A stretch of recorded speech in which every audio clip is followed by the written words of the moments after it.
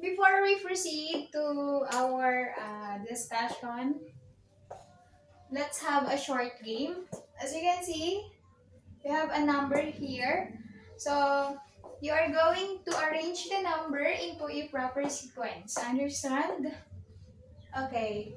Who wants to answer? Okay, Michael.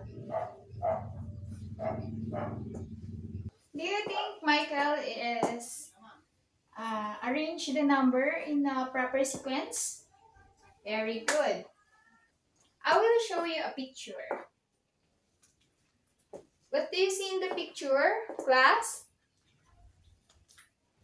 Do you know him? Okay, very good. He is our national hero, Dr. Dr. what? Dr. Jose Rizal. Very good. How about the other one? Are you familiar with him? Look,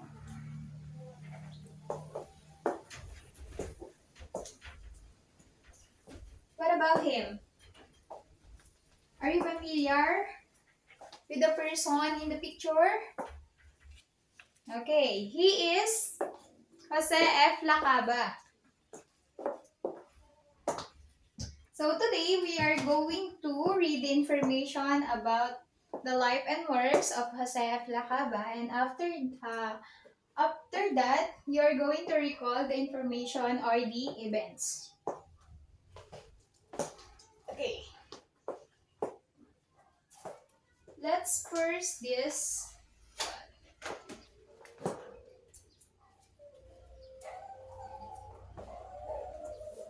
On 1945, Jose Maria Flores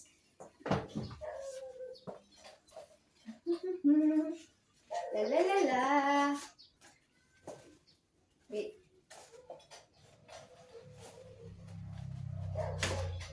Okay. On 1945, Jose Maria Flores Lacaba Jr., born on November 25, 1945, in Cagayan de Oro City. But according to Google, Lacabas not grow up in Cagayan, but he grew in Pateros, Rizal. On 1964, Lacabas studied at Ateneo de Manila, taking Bachelor of AB in English, but Pita dropped out of school when he is third year.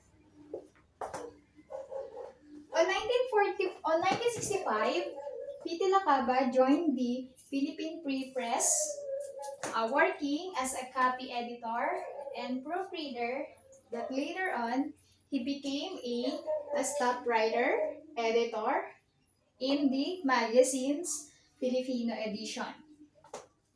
He is so nice, no? 1970, he was recognized for his coverage of the first quarter storm on anti-Marcos movement that is compiled in his book, the title Days of Disquiet and the Nights of Rage.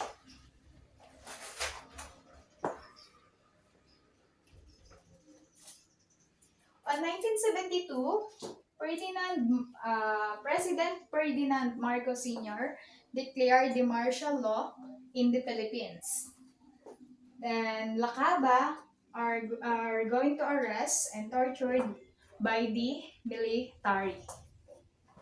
On 1976, Lacaba's brother's name Eman was murdered in March 1976, and later honored at the Philippines Bantayog ng mga Bayani Memorial as a martyr who fought the Marcos dictatorship.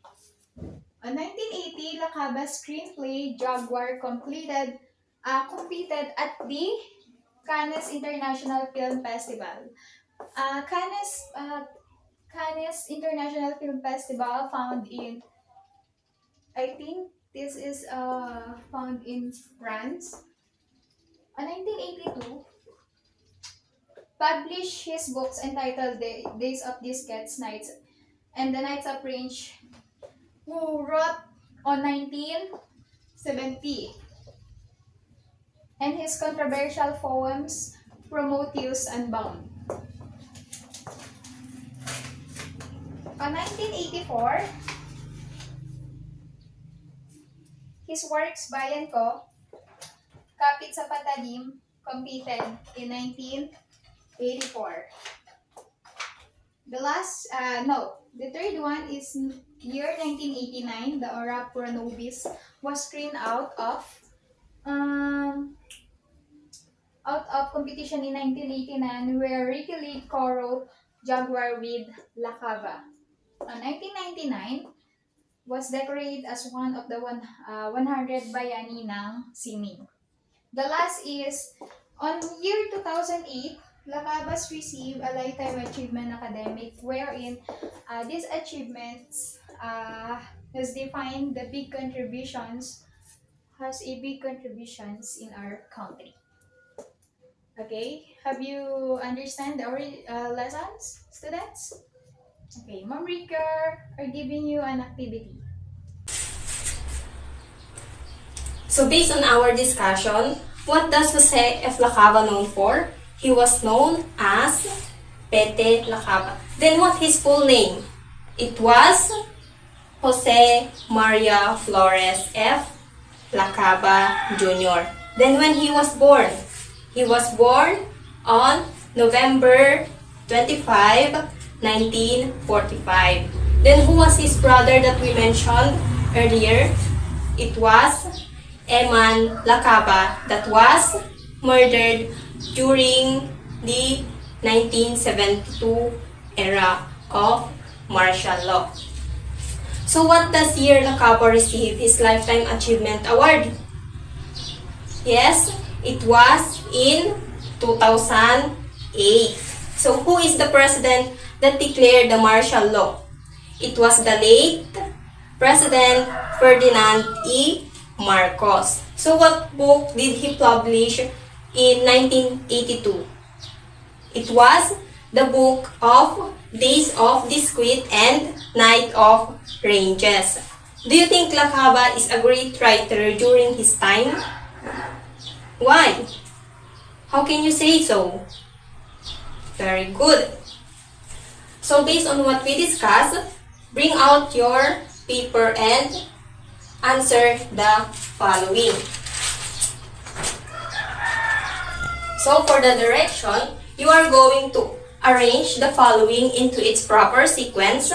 Write number 1 to 5 on the blank space provided to arrange the events. You are given the time for 5 minutes. Are you done? So, let's do the checking. So first, what is the first sequence in this event? It was in number 2. Jose F. Lacaba was born on November 25, 1945 in Cagayan de Oro City. So what's the sequence number 2? It was number 3, where President Ferdinand Marcos Sr. declared martial law in the Philippines on 1970. And for the number 3, it was in 1982, Lacaba published his book entitled Days of Disquit, Night of Range, and his controversial poem, The Prometheus Unbound. And for the events number 4, it was number 5, which is Jose F. Lacaba was decorated as one of 100 bayani ng sining on 1999. And for the last one is number 1, which is Jose F. Lacaba received a Lifetime Achievement Awardee in 2008. So who got 5? 4. So pass your papers forward. So for your group activity, I will group you into two.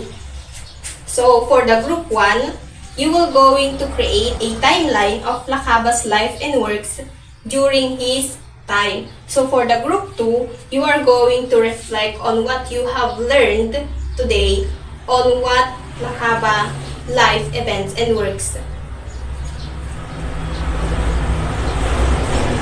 So I'll be giving you 15 minutes to do your task, and after that, you're going to present your activity. Are you done? Okay. So now, how did Lacaba reflect the culture of his time?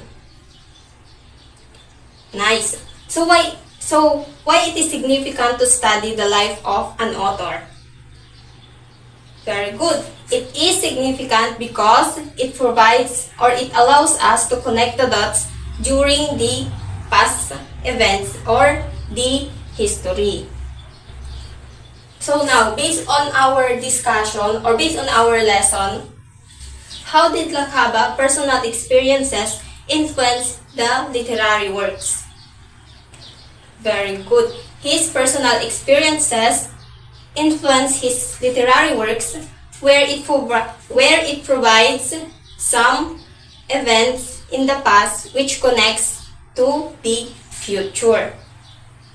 So for your assignment, bring out your notebook and copy your assignment. So for your assignment, you are going to write a short reflection essay on the impact and relevance of Joseph Lacaba's life and works in the Philippine society today. So after you copy your assignment, please stand up. So goodbye class.